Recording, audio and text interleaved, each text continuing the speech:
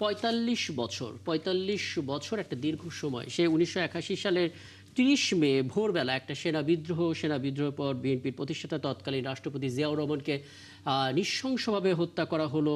লাশ গায়েব করার চেষ্টা ছিল এবং সেই চেষ্টা থেকে শুরু করে পুরো কিলিং মিশনে যিনি থিঙ্ক ট্যাঙ্কার ছিলেন তিনি ছিলেন সাবেক সেনা কর্মকর্তা মোজাফফর হোসেন, যাকে আজকে গ্রেপ্তার করা হয়েছে। একটা লম্বা ট্র্যাজেডি। তিনি কখনো ভারতে ছিলেন, কখনো দেশে এসেছেন, ছদ্মনামে থেকেছেন, নামটা বদলে তিনি আবার নিজের চেহারাও বদলানোর জন্য যা যা করা সেটা করেছে। ৪৫ বছর লাগলো তাকে খুঁজে পেতে। আপনার কি মনে হয় আমরা খুঁজে পেলাম, কোর্ট মার্শালে দিলাম, তারপর তা ফাঁসি হয়ে গেল, গল্পটা শেষ? নাকি আমরা আলাদা করে কমিশন করে তার সঙ্গে কে কে জড়িত ছিল সেই তথ্যগুলো সংগ্রহ করতে পারি? কারণ এটা একটা বড় ইতিহাসের অংশ। কি বলবেন? অবশ্যই, থ্যাংক ইউ। আমার মনে হয় ঢাকার বনানী এলাকা থেকে ওনার এই যে গ্রেপ্তার ৪৫ বছর পরে, যিনি ফাঁসির দণ্ডপ্রাপ্ত আসামি এবং ১৩ জনের ফাঁসির অর্ডার হয়েছিল, আর ৫ জনের টোটাল আসামি ১৮ জনের মধ্যে বাকি ৫ জনের বিভিন্ন মেয়াদে সাজা হয়েছিল। তো ১৩ জনের মধ্যে ১২ জনের ফাঁসি কার্যকর হয়েছিল, আর শুধু উনি ছিলেন পলাতক। এবং পলাতক থেকে তিনি এদেশে গিয়েছেন, ইন্ডিয়া গিয়েছেন, অথবা কোথায় কোথায় গিয়েছেন পুরো তথ্য হয়তো আমরা এখনো জানি না। কিন্তু আমরা শুধু এটুকু জানি তিনি ঢাকার একেবারে কূটনৈতিক এলাকা থেকে, অথবা খুবই ইম্পর্টেন্ট ভিভিআইপি জোন থেকে, কূটনৈতিক এলাকা তো বাড়িধারা, খুবই ইম্পর্টেন্ট এরিয়া, যেটা সুরক্ষিত এবং যেটা সম্পর্কে জানা যায় ৩ থেকে ৫ লেয়ার, কখনো কখনো ৭ লেয়ার পর্যন্ত সিকিউরিটি কাভারেজ থাকে। তো সেইখানে তিনি বসবাস করছিলেন, সে অবস্থা থেকে গ্রেফতার করা হলো। এতে আমাদের নিরাপত্তা উদ্বেগ নাম্বার 1। নাম্বার 2, কোনো হত্যাকাণ্ড অথবা যে কোনো রাষ্ট্রপ্রধানদের হত্যাকাণ্ড শুধুই মাত্র হত্যাকাণ্ড অথবা রাজনৈতিক অসন্তোষের জের ধরে ঘটে, কিন্তু জিয়াউর রহমান সাহেবের হত্যাকাণ্ড, শহীদ জিয়ার হত্যাকাণ্ড কিন্তু সেরকম ছিল না।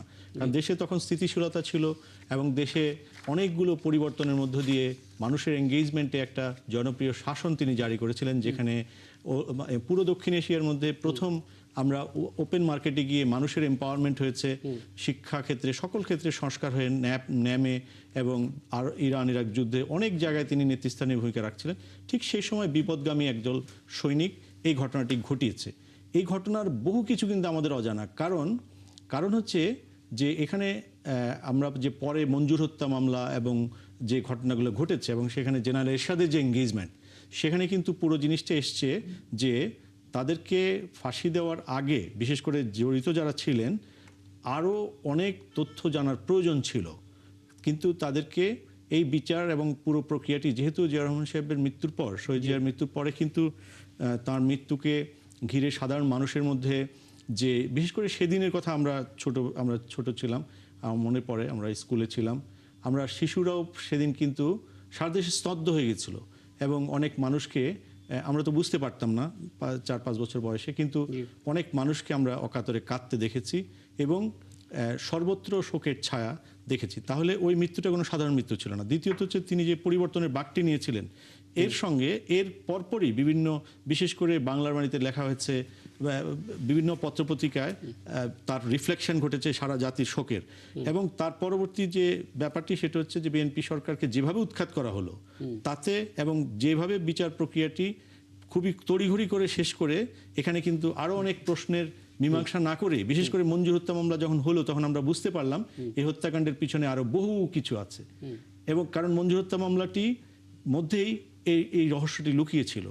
পুরো প্রক্রিয়াটিকে সেখানে যে জেনারেল মঞ্জুর এবং তার যে বাহিনীকে, তার যে নেটওয়ার্ককে ব্যবহার করা হয়েছে, সেই ব্যবহারের পিছনে অন্য ক্রীড়নক, বিশেষ করে জেনারেল এরশাদের ভূমিকাটি যখনই স্পষ্ট হয়ে আসছিল, জেনারেল আব্দুর রহমানকে ফ্রান্সে যখন হত্যা করা হলো কূটনৈতিক অ্যাসাইনমেন্ট দিয়ে পাঠিয়ে, এবং সেখানে রহস্যজনকভাবে তার মৃত্যু, এবং পরবর্তীতে সেই রহস্য নিয়ে অনেক সামরিক কর্মকর্তাই মুখ খুলেছে। পুরো চিত্রটি আনার জন্যই আমাদের এই ব্যাপারটি জানা দরকার। ইনাকে দ্রুত এক্সিকিউট না করে অবশ্যই ইনার কাছ থেকে আমি মনে হয় যে শুধুমাত্র দেশীয় নয়, আন্তর্জাতিক পর্যায়েও বিভিন্ন যে হাই প্রোফাইল অ্যাসাসিনেশনের ঘটনাগুলো তদন্ত হয়, তার মধ্য দিয়ে অনেক ক্লু পাওয়া যেতে পারে, যেটি হয়তো এই হত্যাকাণ্ডের পেছনে এখনো অগোচরে রয়েছে। সেই কারণেই এটা শুধু আমি আপাতত এই পর্যন্ত নেই। এরপরে ধাপে যখন আমি বিরতি থেকে আসবো তখন আসলে একটু ইতিহাস নিয়ে একটু ঘাটাঘাটি করার চেষ্টা করবো। আমি একটু অধ্যাপক কাজী মাহবুবুর রহমান, আপনি নিশ্চয়ই শুনছিলেন সিনিয়র সাংবাদিক শামসুল আলম নিটোরের কথা। আহ, আপনি নিজে একজন রাজনৈতিক বিশ্লেষক এবং একই সঙ্গে এরকম ইতিহাসগুলো চর্চা করেন, দেখেন এবং বিভিন্ন সময় আপনার কাছ থেকে তথ্যগুলো আমরা জানি। আজকে যে ঘটনাটা ঘটেছে, যেই মানুষটা আসলে হঠাৎ করেই আমাদের রাডারে ধরা পড়লো, কারণ তিনি দীর্ঘদিন ধরে ৪৫ বছর ধরে আসলে এই পলাতক ছিলেন, সাবেক মেজর মোজাফফর হোসেন। যেটা শামসুল রঞ্জন বলছিলেন যে আমরা যদি এখনই আসলে পুরোপুরি এক্সিকিউট করে দিই, পুরোপুরি আসলে আইনি প্রক্রিয়ার মাধ্যমে বিচার শেষ করে দিই, আমরা অনেক অনেক ইতিহাস থেকে আসলে বঞ্চিত হব, অনেক তথ্য আসলে তার কাছ থেকে পাওয়া সম্ভব। কিভাবে সেটা সম্ভব, আপনার পর্যবেক্ষণ, আপনার প্রত্যাশা কিংবা পরামর্শ ছোট করে। জি, ওকে, আপনাকে অনেক ধন্যবাদ।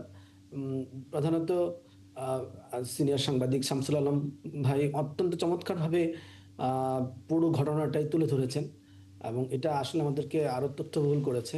জি, আমি যেটা বলতে চাই সেটা হলো এখানে দুইটা তিনটা ক্লু আছে যেটা দিয়ে আমাদেরকে আর একটু সামনে এগোনো যায়। প্রথমত হলো সবাই পালাতে পারলো না, একজন ব্যক্তি কেন পালাতে পারলেন? জি, দুইজন, এই দুইজন ব্যক্তি পালাতে পারলেন এবং এর মধ্যে একজন কিভাবে এতটা বছর নিজেকে রক্ষা করতে পারলেন? এই এই মীমাংসাটা করতে পারলে এই সমস্যাটার এই প্রশ্নের উত্তর খুঁজে পেলেই কিন্তু আমরা পেয়ে যাব আসলে কেন ওনাকে বাঁচিয়ে রাখার কমিটমেন্ট কোথাও কি ছিল, অন্যদেরকে কিন্তু ছিল না কিনা, বা উনি কি, বলা তো হচ্ছে উনি লিড দিয়েছেন, তো এই যে উনি যে লিড দিয়েছেন তাহলে লিড দেওয়ার ক্ষেত্রে কি ওনার এই কমিটমেন্টটা কি ছিল কিনা যে ওনাকে রক্ষা করা হবে, বাকিদেরকে হয়তো স্যাক্রিফাইস করে দেওয়া হবে? তো এই যে পুরো প্রক্রিয়াটা জানার জন্য এখন কোনোভাবেই সামরিক আদালতে তার বিচার এক্সিকিউট করা যাবে না। এটা করলে বরং জাতির কাছে এই কাজটা নিন্দনীয় হবে আমি মনে করি।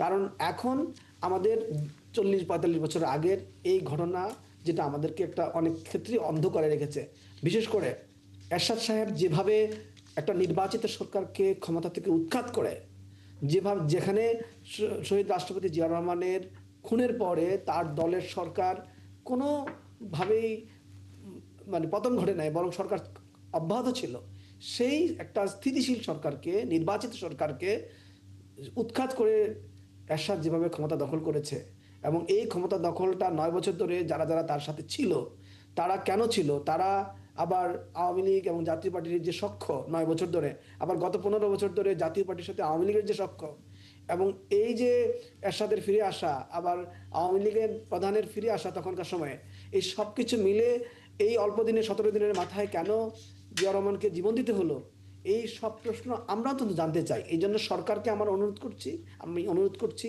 অথবা যারা এর সাথে জড়িত আছে তাদেরকে অনুরোধ করছি যে আপনারা কোনোভাবেই যদি এটাকে, এই আসামির মৃত্যুদণ্ড সামরিক আদালতে দ্রুত এক্সিকিউট করেন, এটা জাতিকে হতাশ করবে। বিএনপির জন্য বলেন, বাংলাদেশের রাজনীতির জন্য বলেন, বাংলাদেশের সাধারণ মানুষের যে ঐতিহাসিক তথ্য জানার যে আকাঙ্ক্ষা অথবা ন্যায় বিচারের কথা বলেন, আমি মনে করি যে এর জন্য একটা স্বাধীন কমিশন গঠন করা দরকার। আমরা কিন্তু অলরেডি বিডিআর ক্ষেত্রে একটা কমিশন গঠন করেছি, জি, আরো অন্যান্য হত্যাকাণ্ডের ক্ষেত্রেও কমিশনের প্রস্তাব আছে। জি। আমি মনে করি বাংলাদেশের, যেটা শামসুল আলম ভাই বলছিলেন যে বাংলাদেশের ঐতিহাসিক যে বিকাশ সেটা হয়েছিল শহীদ প্রেসিডেন্ট জিয়া রহমানের সময়ে, এবং তিনি যেভাবে বাংলাদেশকে আঞ্চলিক এবং আন্তর্জাতিক পর্যায়ে একটা নেতৃত্ব দানের জায়গায় নিয়ে যাচ্ছিলেন, বাংলাদেশের তলাবিহীন ঝুড়ি থেকে বের হয়ে করে একটা শক্তিশালী রাষ্ট্র হিসেবে আবির্ভূত মানে হওয়ার জায়গায় সেদিন নিয়ে যদি যাচ্ছিলেন। শহীদ রাষ্ট্রপতি সেইটা জিয়াউর রহমান আসলে শহীদ না হতেন, তিনি যদি বেঁচে থাকতেন, তাহলে দেশের যে উন্নয়নের অগ্রযাত্রা সেটা আরো কয়েক গুণ তিনি বাড়াতে পারতেন, যেটা আসলে তিনি শুরুটা করেছিলেন। আমি নিশ্চয়ই বিরতির পর ফিরে এসে আরো দীর্ঘ আলাপে যাব। একটু মোহাম্মদ কামরুজ্জামান, আপনার কাছ থেকে একটু মতামত নিতে চাই। আপনি নিজেই সামরিক বাহিনীর একজন সদস্য ছিলেন, দীর্ঘ সময় ধরে আপনি আপনার দায়িত্ব পালন করেছেন।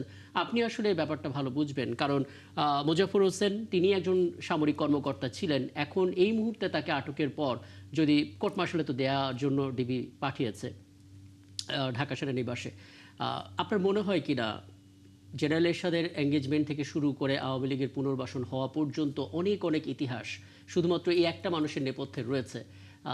অনেক কিছু থেকে আমরা তো বঞ্চিত হব যদি কমিশন গঠন ছাড়া সরাসরি রায় কার্যকর করা হয়। কি বলবেন? আপনাকে এবং আপনার মাধ্যমে দর্শক শ্রোতাদের সালাম জানিয়ে এবং আমাদের শহীদ প্রেসিডেন্ট জিয়াউর রহমান তার আত্মার মাগফেরাত কামনা করে আমি আপনার প্রশ্নের উত্তরে একটু বলবো যে আসলে সব কিছু বিষয় একরকম ভাবে এরকম মানে সংবাদ মাধ্যমে আলাপ আলোচনা করা, প্রশ্ন করা, উত্তর দেওয়া। জি একজন আমি রিটায়ার্ড লেফটেন্যান্ট জেনারেল হিসাবে, জি যেহেতু বাংলাদেশ আমরা একটা আইনের মাধ্যমে আমরা আছি, আমাদের এই আজকের বিচার প্রক্রিয়ার সাথে আপনার অনেক কিছু এখানে আমরা পত্রপত্রিকায় দেখেছি। জি আমরা কিন্তু কেউই এটার সাথে সরাসরি ওরকম ভাবে জড়িত না। তো এটার সাথে যারা জড়িত তাদেরকে যেগুলো প্রশ্ন করা যাবে বা যেটার উত্তর পাওয়া যাবে, আমরা যারা সাধারণ শ্রোতা বা আমরা যারা কথা বলছি, আমাদেরকে কিন্তু আইনি কাঠামোর মধ্যে থেকে কথাবার্তাগুলো বলতে হবে। তো আমি এখানে আপনি আপনাকে জানেন ছোট্ট যে- করে দুটো তথ্য দিয়ে রাখতে চাই। প্রথম কথা হচ্ছে, যেই অংশটা সংবেদনশীল, বিচারিক প্রক্রিয়া বাধাগ্রস্ত করতে পারে, প্রভাবিত করতে পারে, ওই অংশে আলাপে আমরা যাব না, কিন্তু আমরা তো আমাদের প্রত্যাশার কথা বলতে পারি, শঙ্কার কথা তো জানাতে পারি, আমরা অন্তত সেই আলাপের মধ্যে থেকেছি। একজন বললেন যে অলরেডি ওনার মানে মৃত্যুদণ্ড হয়ে আছে, জি। আবার আরেকজন বললেন যে কোর্ট মার্শাল তাকে করা হবে। তো এই কথাবার্তাগুলোই আসলে আমরা কেউই আসলে নিশ্চিত না যে কোন পর্যায়ে উনি আছেন বা ওনার ব্যাপারে কি হয়েছে। যেহেতু মানে এটা আপনার সামরিক আইন, এটাকে আমরা বলি আর্মি অ্যাক্ট 1952, জি 1952 সালের আইন। তো ওই আইনে আপনার সামরিক বিচার কার্যক্রম চলে। এর পাশাপাশি অফিসিয়াল সিক্রেট অ্যাক্ট 1923, এটাও একটা আইন আমাদের জন্য এই ধরনের ঘটনায়। জি তারপরে আবার আছে রাইট টু ইনফরমেশন অ্যাক্ট, যেটা আপনার 2009। তো এগুলোর সাথে রেখে আমি পবিত্র কোরআনের সূরা নিসা এটার 135 নম্বর আয়াত সকলকে আজকে একটু দেখার জন্য বলবো, যে যে আয়াতটা আপনার হার্ভার্ড স্কুল অফ ল ওদের দেয়ালের মধ্যে গ্রথিত আছে। এই আয়াতটা পৃথিবীর সর্বশ্রেষ্ঠ আয়াত বিচার প্রক্রিয়া সম্বন্ধে। জি এখানে বলা হয়েছে যে কোনো বিচার, ন্যায় বিচার মুমিনরা তোমরা করার সময় সাক্ষী, সত্য সাক্ষী, এটা যদি তোমার বিরুদ্ধে যায়, তোমার পিতামাতার বিরুদ্ধে যায়, তোমার আত্মীয় স্বজনের বিরুদ্ধে যায়, তারপরেও সত্য সাক্ষী দিতে হবে ন্যায় বিচারের জন্য। জি এবং আল্লাহ তাআলা সব কিছু বুঝেন, জানেন। উনি ধনী গরিব সকল নির্বিশেষে ন্যায় বিচার নিশ্চিত করার জন্য মুমিনদেরকে এই আয়াতে বলেছেন। সুতরাং আমরা যেন মানে সংবাদ মাধ্যম বা বিভিন্ন মাধ্যমে এই বিচারিক প্রক্রিয়া কোনোভাবেই না বুঝে না জেনে শুধু হিয়ার্সের উপরে ভিত্তি করে কথাবার্তা বলে আমরা যেন ন্যায় বিচারের বা সত্যকারের ঘটনা কি হয়েছিল এটা উদ্ঘাটনের মানে ব্যাপারে কোনোভাবে যেন মিডিয়া ট্রায়াল অন্তত না হয়। আমি এখান থেকে আলাপটা শুরু করব।